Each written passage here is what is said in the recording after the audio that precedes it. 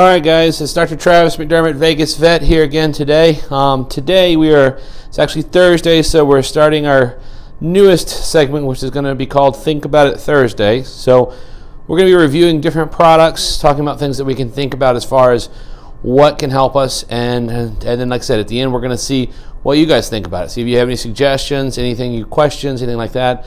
You can comment in the section below. So today, we're going to dip into the old YouTube phenomenon of unboxing or unpackaging and combine that with learning about preparedness for emergencies and first aid in pets. So our office manager, Kayla, I have to give her a big shout out, put together this first aid packet that we're going to go through and we're going to talk about. Now, we're also going to do something new and fun this time.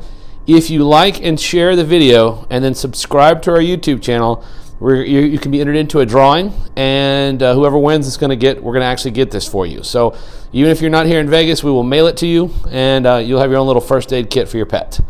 So we're going to start here, and you guys will just kind of see me as I start to go through this. So what we're going to do is we're going to actually open this guy up, go through all her hard work, and try to get through it.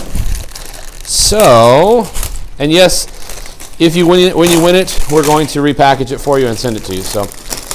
All right, so we got a bunch of good stuff in here today, and we're going to talk about all the stuff that's in here, okay? So we're just going to kind of start at the front and work our way back. I actually have no idea what order this is in, and I'm also not going to do the funny voices that they do with toys and stuff when they open them. So if you're waiting for that, you're going to miss it. I'm sorry. So first and foremost, easy thermometer. So you want to get a just regular old digital thermometer. Don't get the ear ones, don't get the forehead scan ones. Those don't work in dogs and cats because of their hair. And you don't want to get the old glass mercury ones because they can break. So just a really basic standard digital thermometer. Normal temperature for pets is going to be between about 99.5 and like 103. When we start topping out 103.5, we start thinking about that we're kind of getting in the fever range, okay? Next item in here, Neosporin. So Neosporin should be in pretty much every first aid kit you have, whether it's for you, your kids, or your animals.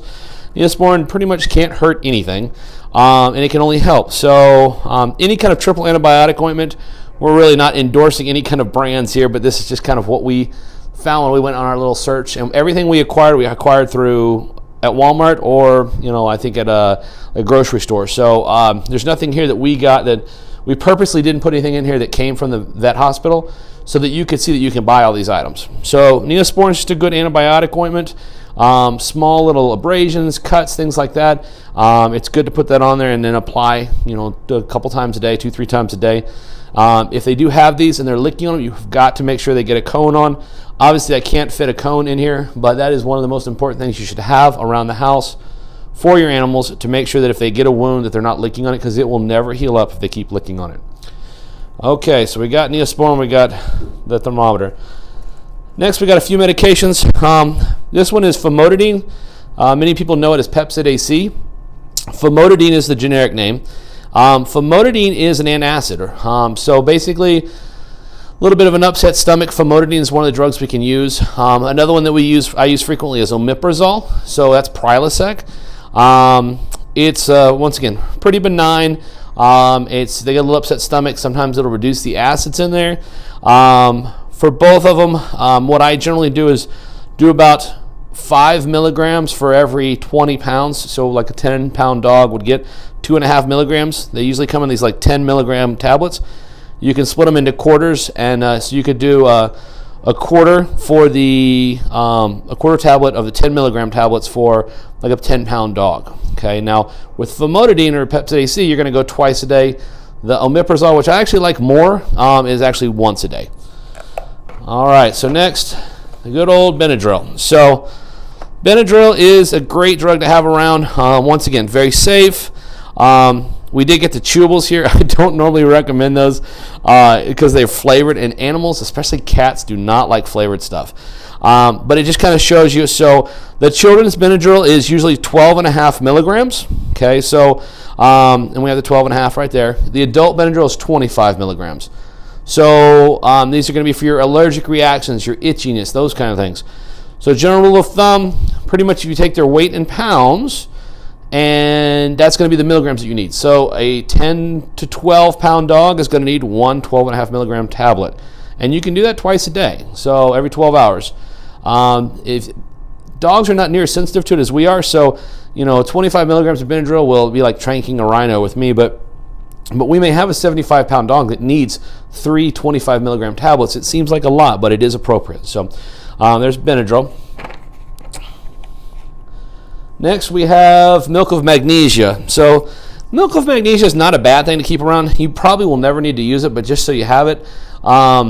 Milk of magnesia is one of the things that I use if you have a pet that's ingested something that is really caustic or acidic. So bleach, battery acid, things like that. Hopefully they're never going to get around that kind of stuff, because those are things that you don't want to make them throw up. So this is going to help kind of reduce the acidity in there until you can get into a vet.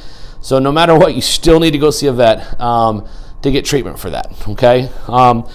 Along the same lines, we have hydrogen peroxide. So hydrogen peroxide has multiple uses. One is that in small amounts given by mouth, it can actually make them vomit. Okay, so if they get into something like antifreeze or medication or things like that, or rat poison, you can make them vomit it up. Just remember, the general rule of thumb is if it doesn't seem like it's going to feel good coming back up, don't make them vomit, because it can tear up things more than it can. And always call the ASPCA for the poison control.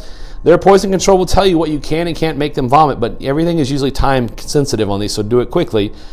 And fun fact, if your dog has a home again microchip, the ASPCA consultation is free. So it's normally $65, so you've just made back any kind of money you spent on putting that microchip in. So it's a good thing to think about. So usually I do like a capful for a small dog and then kind of go up from there. I don't know if there's an exact dosing for it, but you just give it to them until they start throwing up. The other thing we can use hydrogen peroxide for is what everybody knows it for, which is wounds. Biggest mistake that people make is they treat with hydrogen peroxide continuously. So hydrogen peroxide is great for cleaning off a wound, but do not continue to treat it, because not only does it kill bacteria, but it also slows down the healing process. So we do hydrogen peroxide to start, and then we go back to our handy-dandy triple antibiotic ointment or Neosporin after that. So just the one time with the hydrogen peroxide on wounds. Bandage material. So we've got some bandage material here. These are always a good thing to have around. Along with gauze. So these are good for just kind of taping up small wounds. Think about this. It's one of those things that's going to help you get into the vet faster if you have something that's major, so they're not bleeding everywhere. And it's also going to help with something minor. Now, you don't want to get it says Band-Aid on here, you don't want to get adhesive Band-Aids. You want to get just regular old bandage material, and then you can get adhesive tape that's meant to be used on them. But you don't want to use the sticky stuff on like Band-Aids and things like that on pets. So it's just something good to have around. And always have access to. Something that I don't have in here that I think is useful and to keep around is something called Quick Stop, which is if you're trimming a nail, they break a nail, it's a product that can help stop the bleeding on the nails. Two things in the body that bleed unbelievably are the toenails and the ears. So it's like a murder scene after something like that.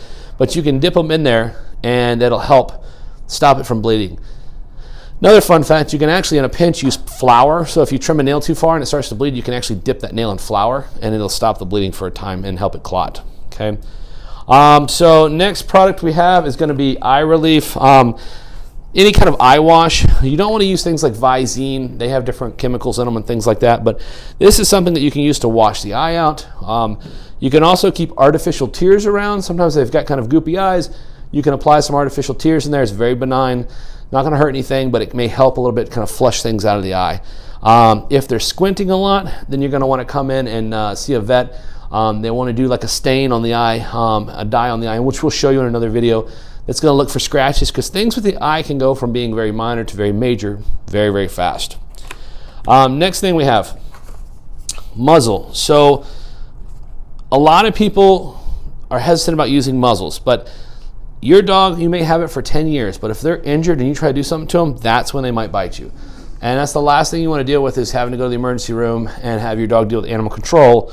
So if you're dealing with a pet that's injured, it's never a bad idea to have a muzzle on hand just in case you need it. Just like I said, it's just more of a safety thing than anything else. They sell them at most of the pet stores, and you can size them for your pet. Then we have our little kit here, which was pretty cool. So we did go to Target to buy some of this stuff. And Target, I don't know how long it's going to be going on, but they actually had a deal where if you bought 3 of the items that would go in there, which we actually did, you got this for free, which is kind of cool. So I think we have something in here. Like I said, I'm flying by the seat of my pants here. So, oh, look at that. So we have a leash. So just in case you need one, if in an emergency, it's always hard to find the one you need. These are just good slip leashes. They're the same ones that we use in the clinic. You just slip them on, and they're easily transport your pet around. The other thing that we have in here, and this is important and it should be in any first aid kit, is going to be a little card. So these are important things to have. It has the poison control number on there. It has the phone number for your vet. It has a number for the emergency vet, things like that. You can even put your pet insurance plan on there, which we'll have a little talk about pet insurance in another video as well. But important information so that you can grab this on the go if you need to rush in to see something. So these are some of the things we have. So that's pretty much all that we have in our little bin here. And so, I mean, there are other products that we use sometimes or that I'll recommend, but these are pretty much, the most important ones that I'll say just, hey, keep them around the house just in case. The only one that I always keep is Betadine, which is another cleansing agent. It's better than the hydrogen peroxide for long-term use. It's just a disinfectant that you can dilute out and use on them. So these are the products that we put together for our first aid kit. So like I said before, if you like and share the video with your friends and then subscribe to the video on YouTube, then we will enter you into a drawing, and wherever you're at, we'll send this to you, and you'll have your own little first aid kit for your pets.